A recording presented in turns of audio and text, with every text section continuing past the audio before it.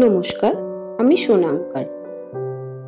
আমার ভালো লাগা কিছু গল্পের মধ্যে ঠাকুমার ঝুলি এবং রাজা রানী পরীর গল্পগুলো একরকম জায়গা করে আছে আমার জীবনে।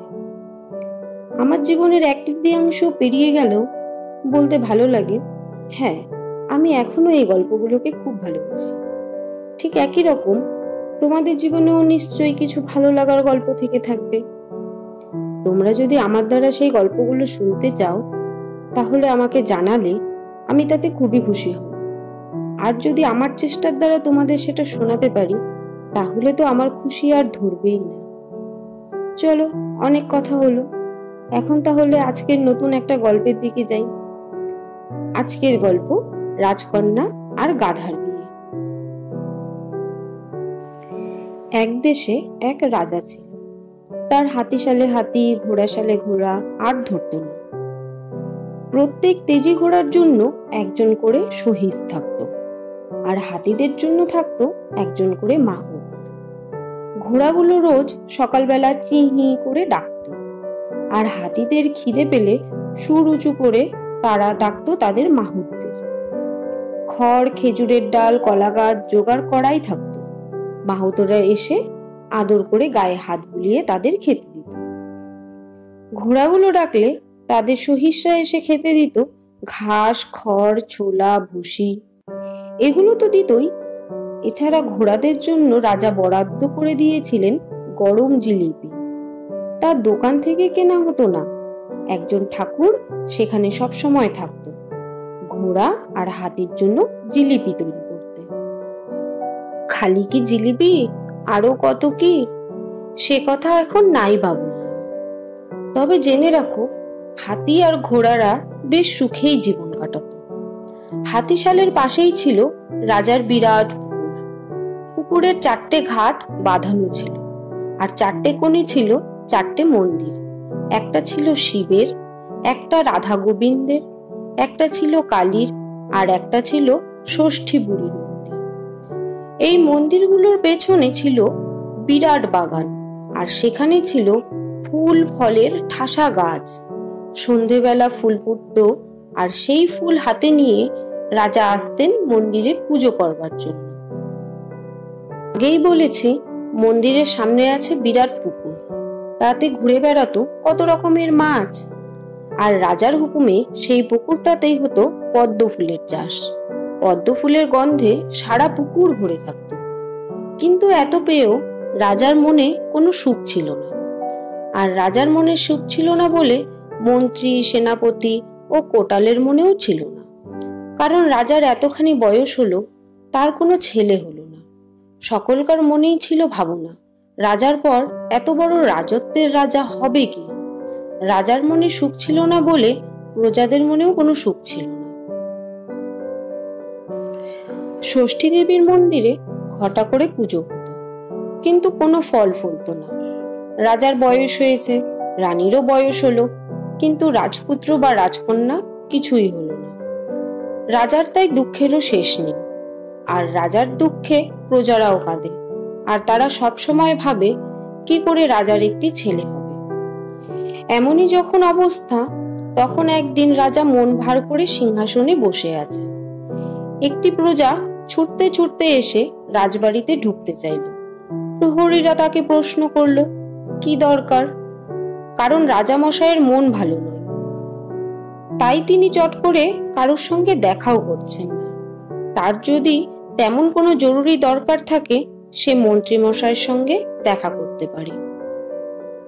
জবাবে লোকটি বলল, তার নিজের তেমন কিছু দরকার নেই, সে একটা খবর দিতে এসেছিল, যাতে রাজার মন ভালো হয়। মন ভালো তাও আবার হয় নাকি? লোকটি বলল, হ্যাঁ হয়, রাজার কি করে ছেলে হবে তাই বলতে এসেছি। রাজার ছেলে হবার কথা শুনে প্রহরীরা তো মহা খুশি। তখনই খাতির করে লোকটিকে নিয়ে গেল রাজসভায়। রাজার কাছে গিয়ে লোকটি বলল, মহারাজ, আপনার মনের দুঃখ বোধ হয় এবার আমরা ঘোচাতে পারবো। রাজা বলেন, কি রকম?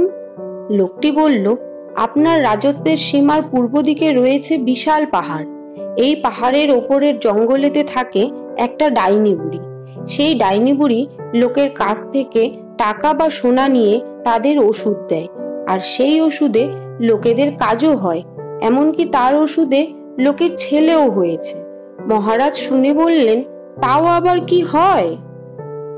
লোকটি এবার বলে, আপনি নিজে যাচাই করে দেখুন। মহারাজ অবিশ্বাসের সুরে বললেন, আচ্ছা, তাই দেখব। যদি দেখি তোমার কথা সব সত্যি হয়েছে, তাহলে তুমি অনেক পুরস্কার পাবে। লোকটি বলে, মহারাজ, ডাইনি বুড়ির দয়ায় যদি আপনার একটি ছেলে হয়, তাহলে সেইটাই আমার পক্ষে যথেষ্ট পাওয়া হবে। আমরা শান্তিতে বাস করতে পারবো, কারণ আমরা জানবো ভগবানের দয়ায় আপনার যদি কিছু হয়, আপনার পর আমাদের ভার নেবার লোক আছে। রাজা লোকটির কথা শুনে খুব খুশি হলেন। তারপর ভান্ডারীর দিকে চেয়ে বললেন, এই লোকটিকে 2টো মোহর দাও। তারপর ওর কথা যদি সত্যি হয়, তাহলে ওকে আরো 10 মোহর দেবে। ভান্ডারী লোকটিকে 2টি মোহর দিল। সেও খুশি হয়ে চলে গেল। এইবার রাজা মন্ত্রীর সঙ্গে ঠিক করলেন, আগামী পূর্ণিমার দিন তার রাজ্যের সীমান্তে তারা যাবেন। শুধু যাবেন নয়, পাহাড়ে উঠে জঙ্গলের ভেতর দেখবেন সত্যিকারের ডাইনি আছে কিনা। যদি সত্যিই থাকে, তাহলে সেই ডাইনির ওষুধে ছেলে হয় কিনা তাও দেখা হবে। পূর্ণিমার দিন যাওয়ার কারণ হলো, যদি কোনো কারণে সন্ধ্যের আগে ফিরতে না পারেন, তাহলে ওই জঙ্গলেতেই থেকে যাবেন। সন্ধ্যের পর আকাশ জুড়ে থালার মতো চাঁদ উঠবে, তারই আলোতে বনের মধ্যে খুব একটা অসুবিধে হবে না। মন্ত্রী বললেন, তাহলে মহারাজ সৈন্য সামন্তদের তৈরি হতে বলি। মহারাজ বলেন, না, এই ডাইনির কাছে যাব শুধু তুমি আর আমি। লোকজন নিয়ে যাবার কোনো দরকার নেই। যেমন কথা তেমনই কাজ। পূর্ণিমার দিনে রাজা আর মন্ত্রী দুজনে যাত্রা করলেন রাজত্বের পূর্ব সীমান্তের দিকে। ক্রমে সূর্য মাথার দিকে উঠল। রাজা মন্ত্রী বিশ্রাম করেন। ঘামেতে দুজনেই ভিজে গেছেন, জল তেষ্টায় গলা শুকনো। ঘোড়াগুলোর মুখ দিয়ে তখন ফেনা বেরোচ্ছে, তাদেরও গায়ে দেখা দিয়েছে ঘাম। এমন সময় মন্ত্রী বললেন, মহারাজ, কোথাও একটু দাঁড়ানো যাক, তেষ্টায় ছাতি ফেটে যাচ্ছে, কোথাও একটু জল খেয়ে নিই আমরা। রাজা বললেন, শুধু জল খাবে কেন? আসবার সময় মহারানী অনেক খাবার দিয়েছেন আমার এই বাক্সটায়। বলেই তিনি তার কাঁধে ঝোলানো বাক্সটা দেখালেন। কিন্তু জল কোথায়? রাজা আর মন্ত্রী তখন তেপান্তরের মাঠ দিয়ে যাচ্ছেন। এই মাঠ না পেরোতে পারলে গ্রামের চিহ্ন কোথাও নেই, আর গ্রাম না থাকলে সেখানে পুকুরও নেই। তাই তেষ্টা চেপেই মহারাজ আর মন্ত্রীকে চলতে হলো। খানিকক্ষণ বাদে মাঠ ফুরোলো, 2-4টে করে বাড়িও দেখা গেল, আর তার সঙ্গে দেখা গেল গাছপালা। একটা পুকুরের 4 কোণে 4টে শিব মন্দির দেখে মহারাজ বললেন, এসো মন্ত্রী, এখানে বসেই আমরা খাওয়া দাওয়া সেরে নিই। পুকুরটা দেখছি প্রতিষ্ঠা করা। রাজা যেই ঘোড়া থামালেন, তার দেখা দেখি মন্ত্রীও ঘোড়া থামালেন। দুজনেই ঘোড়া থেকে নেমে পড়লেন। ঘোড়াগুলো ছুটে গেল পুকুরের দিকে। মুখ ডুবিয়ে জল খেয়ে তাদেরও যেন ধরে প্রাণ এলো। ঘোড়া দুটোকে জল খাবার পর বেঁধে দেওয়া হলো পাশেরই একটা অশ্বত্থ গাছের ছায়ায়। তারপর রাজা ও মন্ত্রী পুকুরে নেমে মুখে হাতে জল ছেটালেন। একটু ঠান্ডা হয়ে এসে বসলেন একটা বটগাছের তলায়। বটের ছায়ায় ঘাস গজিয়ে আছে, যেন মখমলের গদি। ঠান্ডা বাতাসে দুজনকার শরীরই খুব সুস্থ হলো। তারপর রানীমার দেওয়া খাবার তারা খেলেন। খেয়ে খানিকটা বিশ্রাম করে আবার তারা ঘোড়া ছুটিয়ে দিলেন পূবের সীমান্তের দিকে। সূর্য যখন পশ্চিম দিকে হেলে পড়ছে, তখন তারা এসে পৌঁছলেন সীমান্ত শেষে সেই পাহাড়টার কোলে। ঘোড়া দুটোকে নিচে বেঁধে তারা উঠলেন পাহাড়ের উপর। পাহাড়ের জঙ্গলের মধ্যে ঢুকতে ঢুকতেই সূর্য পশ্চিম দিকে অস্ত গেল। সন্ধ্যা তারা আকাশে ফুটে উঠল। দারুণ জঙ্গল, ওপরে সামান্য আলো থাকলেও নিচে জমাট অন্ধকার। রাজা বোধ হয় এর জন্য প্রস্তুতি ছিলেন। চকমকে ঠুকে তিনি একটা মশাল ধরালেন। সেই মশালের আলোয় পথ দেখে রাজা আর মন্ত্রী এগোতে লাগলেন। কিছুক্ষণ খোঁজাখুঁজির পর তারা একটা ঘর দেখতে পেলেন। সেইটাই ডাইনি বুড়ির ঘর ভেবে রাজা ও মন্ত্রী সেই দিকে এগোতে লাগলেন। অবশেষে তারা পৌঁছে গেলেন ডাইনির বাড়িতে। ধুনি জ্বালিয়ে ডাইনি তখন মন্ত্র পড়ে আগুনে ঘিয়ের আহুতি দিচ্ছিল। রাজা আর মন্ত্রীকে দেখেই তাদের দিকে চেয়ে ডাইনি বলল, রাজামশাই, আপনি তো আপনার যাতে ছেলে হয় সেই জন্য এসেছেন। তা বেশ ভালো কথা। আমি এমন ওষুধ দিতে পারি যাতে আপনার ছেলে হবে। কিন্তু আপনার তো ছেলে হবে, আমি কি পাবো? আপনার ওষুধ তৈরি করতে গেলে আমাকে তো খাটতে হবে, তার দাম আমি কি পাবো? রাজামশাই তো অবাক। ডাইনি কি করে জানলো তিনি রাজা? যদি পোশাক আশাকে ধরে থাকে, তাহলে ছেলে হবার জন্য আসছি তাই বা জানলো কি করে? রাজামশাই ডাইনিকে নমস্কার করে জিজ্ঞেস করলেন, আপনি কি চান? ডাইনি বলল, বেশি কিছু আমাকে দিতে হবে না, 3 থলি সোনার মোহর দিলেই হবে। রাজা বলেন, 3 থলি সোনার মোহর? এ আর এমন বেশি কি? রাজামশাই দিতে রাজি হলেন। বুড়িও সঙ্গে সঙ্গে বলল, আপনার ওষুধ আমি তৈরি করছি। তৈরি করতে রাত হবে। আপনারা আজ রাতটা এই বাড়িতেই থাকবেন। কাল সকালবেলা যা হবার তা হবে। আপনারা এই পাশের ঘরে বিশ্রাম করুন। ওই ঘরে গেলেই আপনারা রাত্রের খাবার পাবেন আর বিছানাও পাবেন। খেয়ে দিয়ে ঘুমিয়ে থাকুন। কাল ভোরে আপনারা যখন যাবেন তখন আমি ওষুধ দেব। পাশের ঘরে রাজা আর মন্ত্রী চলে গেল। সে ঘরে ঢুকে দেখেন যেন তাদেরই জন্য 2টো বিছানা পাতা আছে। 2টো সোনার থালায় রয়েছে গরম গরম লুচি, বেগুন ভাজা, আরো কত কি। সোনার বাটিতে রয়েছে 10-12 রকমের তরকারি, মাছ, মাংস, আরো কত কি। সোনার গ্লাসে রয়েছে ঠান্ডা জল। দুজনে আর দেরি করেন না, হাত মুখ ধুয়ে খেয়ে নেন। তারপর খেয়েই তারা ঘুমিয়ে পড়েন। ভোরবেলা ঘুম ভাঙে। হাত মুখ ধুয়ে তারা তৈরি হন ফেরার জন্য। ডাইনি বুড়ি যাবার সময় একটা কলা পাতায় মুড়ে রানীমার খাবার জন্য ওষুধ দেন। বলে দেন, 3 দিন পুকুরে স্নান করে এলো চুল করে ষষ্ঠীর মন্দিরে গিয়ে প্রণাম করে রানীমা যেন এই ওষুধটা খেয়ে নেন, তাইতেই তার ছেলে হবে। আর 5 দিনের মধ্যে 500 সোনার মোহর 3টে থলিতে ভর্তি করে রাজা যেন তাকে পাঠিয়ে দেন। এতে কথার খেলাপ যেন না হয়।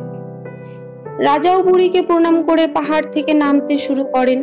রাজা ও মন্ত্রী যখন পাহাড়ের তলায় এলেন তখন সবে সূর্যদেব তার 7 ঘোড়ার রথ চালিয়ে আকাশে উঠছেন। ঘোড়া দুটোকে তারা রাত্রে যেখানে বেঁধে রেখে গেছেন সেইখানেই পাওয়া গেল। কচি ঘাস আর খড় খেয়ে তারাও তখন তৈরি ছোটবার জন্য। দুজনে বসলেন 2টো ঘোড়ায়। তারপর ছুটে চললেন রাজধানীর দিকে। রাজার মনে তখন কেবল একটি চিন্তা, বুড়ি ঠিক ওষুধ দিয়েছে তো? ওষুধে কাজ হবে তো? কিন্তু এ কথার জবাব তাকে কে দেবে? দেখতে দেখতে রাজা পৌঁছে গেলেন নিজের রাজধানীতে। রানীমাকে ওষুধ দিলেন। ওষুধ পেয়ে রানীমাও তো খুব খুশি। তিনি পরের দিন থেকে ওষুধ খেতে আরম্ভ করবেন বললেন। রাজার মনে আবার নতুন করে প্রশ্ন দেখা দিল, ওষুধে ঠিক কাজ হবে তো? 7-5 ভেবে রাজামশাই রাত্রে ভালো ঘুম হলো না। ভোরের বেলায় উঠে তিনি ভান্ডারীকে ডাকলেন এবং 500 মোহর বের করতে বললেন। তারপর খানিকক্ষণ কি ভেবে বললেন, 400 মোহর আসল সোনার দিতে আর 100 মোহর মেকি সোনার দিতে। রাজার লোক ছুটল 3 থলি সোনার মোহর নিয়ে সেই ডাইনি বুড়ির কাছে। কিন্তু ডাইনি বুড়ি জাদু মন্ত্র জানতো। সেই মন্ত্রের বশেই রাজার লোক পৌঁছতেই সে জানতে পারে এর মধ্যে 100 মোহর মেকি। এতে বুড়ি ভয়ঙ্কর রেগে গেল। রেগে গিয়ে বলল, রাজা আমাকে বিশ্বাস করলো না, ঠকালো। বেশ, আমি যখন ওষুধ দিয়েছি তার ফল তো একটা ফলবে। রাজার ছেলে হবে, কিন্তু ছেলেটা হবে গাধার মতো দেখতে। এ কথা শুনে যে লোকটি মোহর নিয়ে গিয়েছিল সে বুড়ির পায়ে ধরে অনেক কান্নাকাটি করলো। তখন তার মন একটু নরম হলো। সে বলল, যে কথা আমি বলেছি তা তো আর ফেরবার নয়। লোকটি কেঁদে বলে, তাহলে রাজার ছেলে হয়ে আমাদের লাভ কি হলো যদি সে রাজ্যই শাসন না করতে পারলো? বুড়ি তখন বলল, রাজপুত্র গাধার মতো হবে ঠিক কথা, কিন্তু যদি কোনো পরমা সুন্দরী রাজকন্যা সেই গাধাকে ভালোবেসে বিয়ে করতে চায় তাহলেই সে মানুষ হয়ে উঠবে। কিন্তু কেউ যদি তাকে ভালো না বাসে তাহলে সারাটা জীবন তাকে গাধাই থাকতে হবে। লোকটি আর কি করে, চোখের জল মুছে রাজধানীর দিকে যাত্রা করলো। রাজা সব কথা শুনে নিজের বোকামির জন্য নিজেই দুঃখিত হলেন, কিন্তু ঘটনা তখন হাতের বাইরে। ক্রমে ক্রমে রানীমার মধ্যে ছেলে হবার লক্ষণ দেখা দিল, কিন্তু কারোর মনেই কোনো শান্তি এলো না। 10 মাস 10 দিন পর রানীমার ছেলে হলো, কিন্তু ছেলেকে দেখতে গিয়ে সকলেই চমকে উঠল। এ ছেলে কোথায়? এ যে একটা গাধা! সকলেই চোখের জল মুছল। ক্রমশ রাজপুত্র বড় হতে লাগলো। গাধা বলে রাজামশাই তার লেখাপড়া শেখার কোনো ব্যবস্থা করেননি। কিন্তু একদিন সেই বাচ্চা গাধা রাজসভায় ছুটে এসে রাজপণ্ডিতকে ধরল তাকে লেখাপড়া শেখাবার জন্য। রাজপণ্ডিত তো বিরক্ত, গাধা আবার লেখাপড়া শিখবে কি?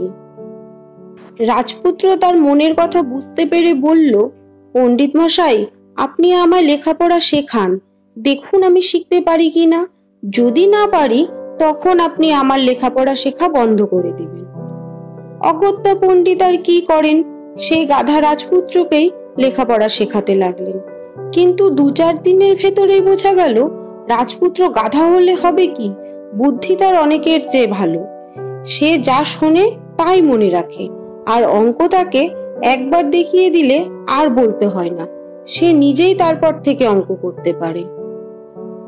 এইভাবে দিন কাটতে লাগলো। ধীরে ধীরে রাজপুত্র পণ্ডিত হতে লাগলো।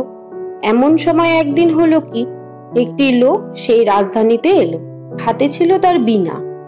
রাজপুরীর সামনে এসে প্রহরীদের সে বলল মহারাজকে সে গান শোনাবে বা বীণা বাজিয়ে শোনাবে। প্রথমে প্রহরীদের মধ্যে কেউ তার কথাতে কান দিল না। কি যে এমন বীণা বাজাবে যে তার কথায় এখনই রাজাকে খবর দিতে হবে। কিন্তু লোকটি নাছোড়বান্দা, প্রহরীরাও যাবে না, সেও ছাড়বে না। অগত্যা প্রহরীরা যাচ্ছে না দেখে লোকটি দরজার গোড়ায় বসে গেল তার বীণা নিয়ে বাজাতে। প্রহরীরা বুঝলো এ লোকটি খুব সাধারণ নয়, সত্যি সে একজন গুণী লোক। তার বীণার অপরূপ বাজনা শুনে প্রহরীরা গিয়ে খবর দিল মহারাজকে। মহারাজের সভায় সব রকম গুণী ছিল, অভাব ছিল একজন গাইয়ের। মহারাজ বীণকারের কথা শুনে তাকে সম্মান দেখিয়ে রাজসভায় আনতে বললেন। লোকটি সভায় এলো, মহারাজের অনুরোধে সে বীণা বাজাতে শুরু করলো। তার বীণার আওয়াজ ও গান শুনে সকলেই ধন্য ধন্য করতে লাগলো। ঠিক এমনই সময় কোথা থেকে রাজপুত্র এসে বীণকারের কাছে বীণা বাজানো আর গান শিখতে চাইল। বীণকার পড়ল মুশকিলে, মানুষ হলে সেখানে যেত, এ যে একটা গাধা, এ বীণা বাজাবে কি করে? কিন্তু রাজপুত্র নাছোড়বান্দা, বীণা বাজানোয় তার অসুবিধের কথা তাকে সকলে বোঝাবার চেষ্টা করল, কিছুতেই রাজপুত্র বুঝল না। রাজা বোঝালেন, মন্ত্রী বোঝালো, স্বয়ং বীণকারও তাকে বোঝালো, কিন্তু তার মুখে সেই এক কথা, বীণা সে বাজাবেই। অগত্যা বীণবাদক তার হাতে বীণা তুলে দিল, কিন্তু আঙুল দিয়ে সে তো আর তার ধরতে পারবে না, তাই তার পায়ের খুর দিয়ে সে তারের ওপর ঘা দিল, আর ঘা দেওয়ার সঙ্গে সঙ্গে বীণার তারগুলোও ছিঁড়ে গেল।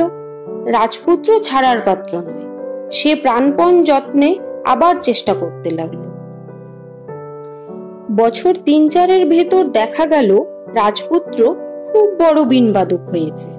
ও যখন বীণা শিখছিল তখন মহারাজ ওকে একটা বীণা তৈরি করে দিয়েছিলেন। ভেবেছিলেন গাধা তো, কিছুদিন পরে সব তার ছিঁড়ে ফেলে বীণার কাঠটাকেই চিবোবে। তা না হয়ে দেখা গেল রাজপুত্র বীণা বাজানো তো খুব ভালোই শিখলো, তার সঙ্গে শিখলো গান। তোমরা হয়তো ভাবছো গাধার গলায় আর কি গান হবে, কিন্তু তা নয়, গান সাথে সাথে রাজপুত্রের গলা দিয়েও অপূর্ব মিষ্টি সুর বেরোতে লাগলো। তার গান শুনে তখন লোকে ধন্য ধন্য করতে লাগলো। একদিন হয়েছে কি, রাজা আর রানী বসে দাবা খেলছেন। সেই সময় রাজপুত্র এসে রাজাকে বলল, আমি একটা নতুন গান তোমাকে শোনাবো। রাজা খেলায় মত্ত, তাই তার ছেলেকে বললেন, পরে তোমার গান শুনব। পরে রাজপুত্র কেমন যেন হতাশ হয়ে পড়ল। সেই প্রথম তার মনে হলো সে গাধা বলে তার বাবা মা কেউ তাকে ভালোবাসে না, আর এই ভালোবাসে না বলে সে আর এ রাজ্যে থাকবে না। যেমনই ভাবা তেমনই কাজ। বিনাটাকে ঘাড়ে কোনো রকম ভাবে চড়িয়ে রাজপুত্র বেরিয়ে পড়ল রাজপুরী থেকে। সে যাচ্ছে তো যাচ্ছে, কত মাঠ ঘাট পেরিয়ে এসে উপস্থিত হলো আর এক রাজ্যে। আবার সেখান থেকে চলা, যেন এই চলার শেষ আর নেই। অবশেষে অনেক বন পাহাড় পার হয়ে রাজপুত্র এসে হাজির হলো আর এক রাজ্যে। হাঁটতে হাঁটতে সে চলে গেল একেবারে রাজপুরীর দিকে। একেই তো গাধা, তার ওপর ঘাড়ে বাঁধা বিনা, তাই লোকেদেরও কৌতূহলের আর শেষ রইল না। রাজপুরীতে গিয়ে প্রহরীদের সে বলল রাজাকে গান শোনাবে। প্রহরীরা তো হেসেই আকুল, গাধা আবার কি গান গাইবে। কিন্তু রাজপুত্রের বিনা বা বাজনা আর গান শুনে তারা তো অবাক। রাজার কাছে খবর গেল, রাজা সেই অদ্ভুত গাধাকে ডেকে পাঠালেন। রাজাও গান শুনলেন, খুশি হয়ে তাকে রাজপুরীতে থাকবার অনুমতি দিলেন। গাধা রাজপুত্র মনের আনন্দে সেখানে থাকতে লাগলো। ক্রমশ তার গানের একজন বড় ভক্ত হয়ে উঠল সেই দেশের রাজকন্যা, এবং গাধার এত গুণ দেখে রাজাও তাকে ভালোবাসতে লাগলেন। দিনগুলো বেশ ভালোভাবেই কাটতে লাগলো। রাজকুমারীকে গাধা রাজপুত্র গান শোনায়, বীণা বাজানো শেখায়। রাজকন্যাও মন দিয়ে শেখে। গাধা বলে সে এতটুকু ঘেন্না করে না। এইভাবে দিন বেশ কেটে যাচ্ছিল। ক্রমে মাস, পরে বছরও কাটতে লাগলো।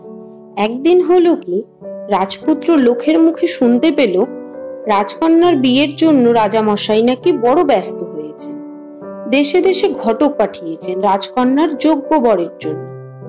কথাটা শুনে অবধি তার মন বড় খারাপ হয়ে গেল। রাজকন্যা চলে যাবে, কে তার গান শুনবে? আর তার বাজনা শুনে তাকে ভালোবেসে কে উৎসাহিত করবে? একবার সে ভাবলো মহারাজকে গিয়ে সে নিজেই বলবে রাজকন্যাকে সে বিয়ে করতে চায়। কিন্তু তা কি করে হবে? সে যে গাধা, রাজামশাই গাধার সঙ্গে কেন তার মেয়ের বিয়ে দেবেন? এই রকম সাত পাঁচ ভেবে সে ঠিক করলো সে নিজেই আজ এখান থেকে চলে যাবে। তখনই সে যেতে পারত, কিন্তু রাজকন্যার সঙ্গে দেখা না করে তার যেতে ইচ্ছে করল না। এদিকে সন্ধে হয়ে আসছে, মন্দিরে মন্দিরে আরতি হবে। ঠিক এই সময়টা রাজকুমারী রাজপুত্রের কাছে এসে তার অপূর্ব গান ও বাজনা শুনত। প্রত্যেক দিনের মতো রাজকুমারী তাই রাজপুত্রকে খুঁজতে আরম্ভ করলো।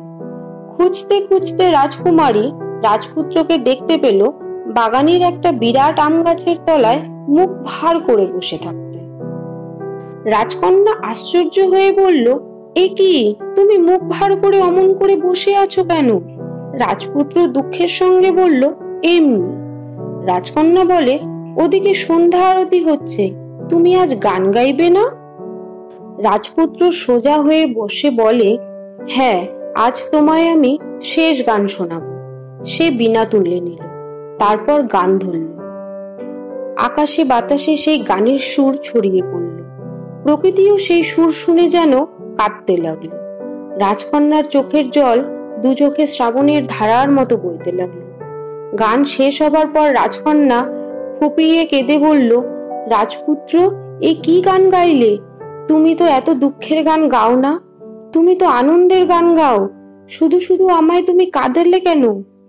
রাজপুত্র বলল, তোমাদের এখানে এসে আমি সব দুঃখ ভুলেছিলাম, কিন্তু আজ আমি এখান থেকে চলে যাচ্ছি, তাই তোমাকে এই শেষ গান শোনালাম। রাজকন্যা বলল, তোমায় কেউ কিছু বলেছে? তুমি কেন যাবে? তোমার কি হয়েছে আমায় বলো। রাজপুত্র বলল, সে শুনে তোমার কি হবে রাজকন্যা? তুমি তো তা ঠেকাতে পারবে না। রাজকন্যা বলল, পারি আর না পারি আলাদা কথা, তবে চেষ্টা তো আমি করব। রাজপুত্র বলল, তোমার বাবা তোমার বিয়ের চেষ্টা করছেন, বিয়ে হলে তুমি চলে যাবে অন্য রাজ্যে।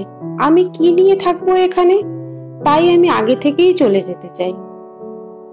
রাজকন্যা বলল, না রাজপুত্র, যেও না, আমি তোমায় ছেড়ে কোথাও যাব না। আমি বাবাকে বলে তোমায় বিয়ে করব। রাজপুত্র বলে, তা হয় না রাজকন্যা, আমি যে গাধা। ঠিক এই কথা বলতে গিয়ে রাজপুত্র ও রাজকন্যা লক্ষ্য করল রাজপুত্রের গলার কাছে যেন একটা সোনার বোতাম দেখা যাচ্ছে। সোনার বোতামটা ক্রমশ বড় হতে লাগলো, তারপর হঠাৎ থেমে গেল। রাজপুত্র বোতামে হাত দিতেই বোতামটা খুলে গেল, আর সঙ্গে সঙ্গে তার গা থেকে পড়ে গেল একটা গাধার ছাল, ঠিক জামার মতো খুলে পড়ল। তার ভেতর থেকে বেরিয়ে এলো এক অপরূপ রাজপুত্র। দুজনেই খুশি। তারপর তাদের বিয়ে হলো। এদিকে রাজকন্যার বাবা রাজপুত্রের বাবাকে খবর দিলেন। খবর পেয়ে রাজপুত্রের বাবাও আনন্দের সঙ্গে লোকজন নিয়ে চলে এলেন। তারপর 7 দিন ধরে চলল আনন্দ উৎসব। উৎসবের শেষে রাজপুত্র ও রাজকন্যাকে নিয়ে মহারাজ নিজের দেশে যাত্রা করলেন। আর সেই উৎসবে রাজপুত্রের গান আর বাজনা শুনে এবং রাজকন্যার রূপ দেখে লোকে ধন্য ধন্য করতে লাগলো। আমার গল্পটি ফুরলো, নোটে গাছটি মুড়লো। আমার এই প্রচেষ্টাটি তোমাদের কেমন লাগলো কমেন্টের মাধ্যমে অবশ্যই জানাবে। যদি ভালো লাগে একটি লাইক ও সাবস্ক্রাইব করে দিবেন। সবাই ভালো থাকবেন। ধন্যবাদ।